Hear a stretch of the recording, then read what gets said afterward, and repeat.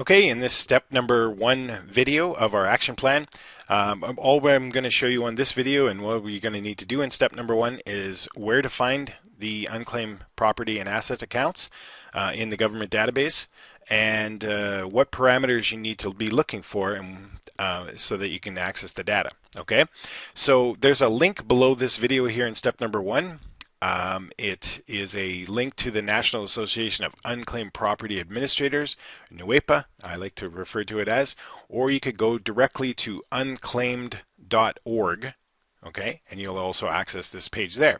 And when you get there, when you click the link below this video, you will see a map, and it makes it very easy for us to select both Canadian provinces and the United States, and you just click on one and it will take you to the state's database of unclaimed property. Okay, now there's some states that are easier to navigate than others, and what I mean by that is that you don't have to do a lot of digging to find the data or the information that's involved in the accounts. Some of them include Texas, Pennsylvania, Wisconsin. Off the top of my head, you'll be able to test them out and find them. Anything that you're finding too discouraging, don't get hung up on a state just because you're from that state. If it's harder to find or access the data, just go to one of the easier ones, okay? And you'll, as you navigate yourselves over the next weeks and months, you'll find that it's easier to go to some. That being said, I know that one of the easiest and my favorite ones is Texas, so I'm going to click on that one, and that's all you do. It'll bring up a page similar like this. Each province and state will be slightly different, but you're looking for the claim property link or unclaimed balance link or something like that. That's what I said. Texas is very easy. So all you're going to do here is you're not really looking for any specific name, so don't worry about first names.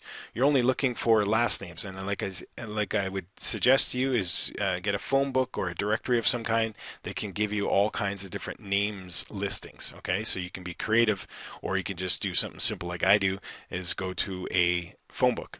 Okay, and you can start at A and go all the way to Z or Z, depending on what country you're from, and just punch in a name. I'm going to punch in Abbott just to show you, give you an example. I've already pre-done this so you can see. So it's going to the process of searching is done. It'll bring up information just like this. Now the parameter that you're looking for, the accounts that we're able to process through the company and get paid for, are anything over $50. As you can see, this Abbott one has lots over $50. 125.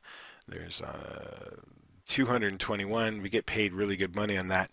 And if you're wondering how much you get paid, then make sure you go back through the orientation video because it breaks down the exact amounts that you get paid. Here's one for $7,795. That would be a really good one to process.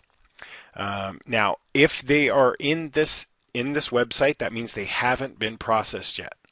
Okay, they haven't been claimed yet. So they're all free game as long as they're in here. Once they get processed from the brokerage company, they contact the NUEPA and it gets selected in here and it will get taken out. Okay, so as long as it's in here, you're going to be eligible to get paid for it. So don't wonder, what if multiple of us people do it or anything like that?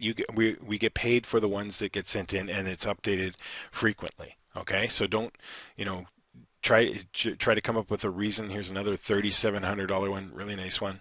$300 is a good one. $390 is a good one. You know what I mean? They all add up. It adds up to really big money. And don't forget that I'm making over $10,000 a week now doing this. So you can too. There's nothing holding you back other than yourself. Okay.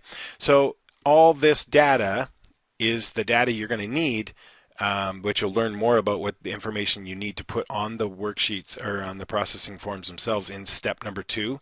This video is just to show you the parameter of $50 or more, where to find them, how to go about doing it. All this data here is the information that you'll be putting in to your processing forms, which you will get information on and where to find them and how to complete them in step number 2.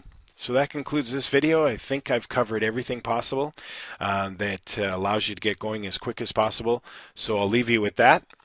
This concludes step number 1, which is how and where to find the accounts and what parameters you need to be looking for, which is over $50. Okay. Step number 2, show you how to take that data off of the ones that you find and put them onto the processing forms. And then in step number 3, show you how to send them in so you can get paid.